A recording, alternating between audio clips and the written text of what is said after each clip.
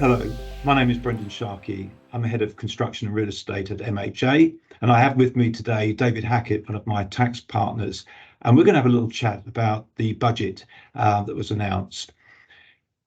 The areas I think we thought we'd cover are investment zones, capital allowances, and pensions. They're the highlights probably that have an effect on the construction real estate sector, but also we might pick up a couple of other points that are of interest. I'll hand over to David, who's going to cover investment zones. David. Thanks, Brendan. Yes, there were 12 new investment zones announced, and in each of these zones, there's going to be an £80 million package available over a 5-year period, and various tax incentives to get these areas regenerated, and hopefully that will create opportunities for the construction industry. Secondly, we had some changes on capital allowances. So the super deduction, which is a 130% deduction, is being replaced by something called full expensing. So unlimited amount of capital expenditure, you'll be able to get tax relief in the first year in full. So that should be a welcome change. And the government were under pressure to make that change to replace the super deduction.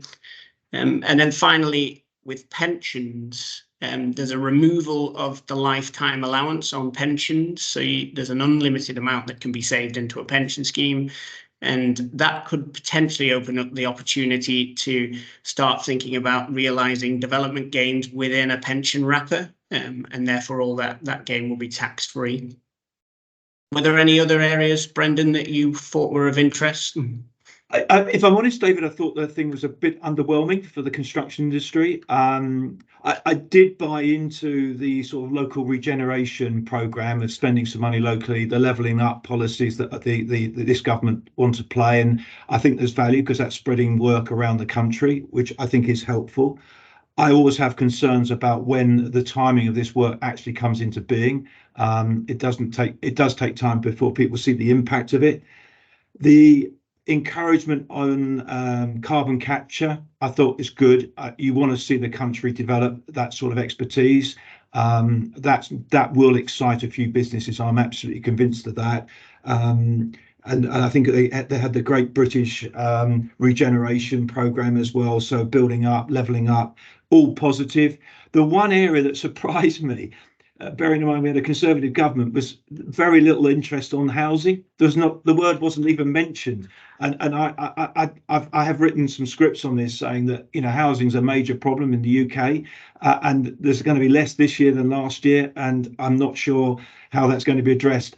I have in the back of my mind that maybe there's some goodies to come when we have this year of austerity for the Conservatives when they want to try and get re-elected, and maybe the shackles will come off then and it will get a bit of a boost. But no, I didn't see much that you could get really excited about. I thought it was steady as you go, solid, but nothing really. There was no giveaways there.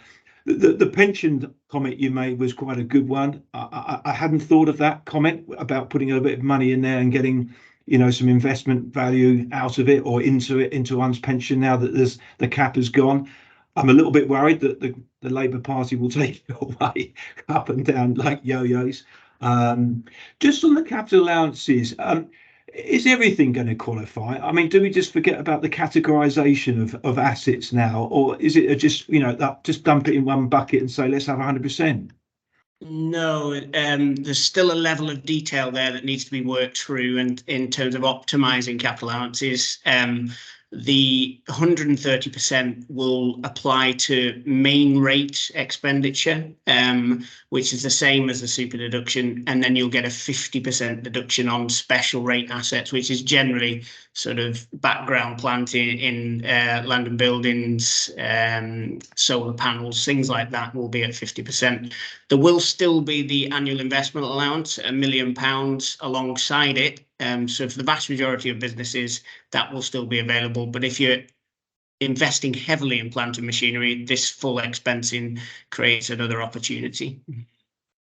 That's really helpful. So we've got the million and we've got the super, the replacement to the super deduction, the full expense. So actually there's quite a bit of capacity for tax relief on capital expenditure then. Yes, absolutely. Yeah. Excellent. Maybe there is a silver lining there that we've got to use. I don't think there's much more to say really about the budget. We'll obviously look and see for more detail that might come out of the tax missives that follow on, but I think we can't say much more at this point in time. So David, thanks for your time. I hope those that have been listening have enjoyed it. Please come to our MHA hub if you want to get further information about our thoughts on the budget. Many thanks.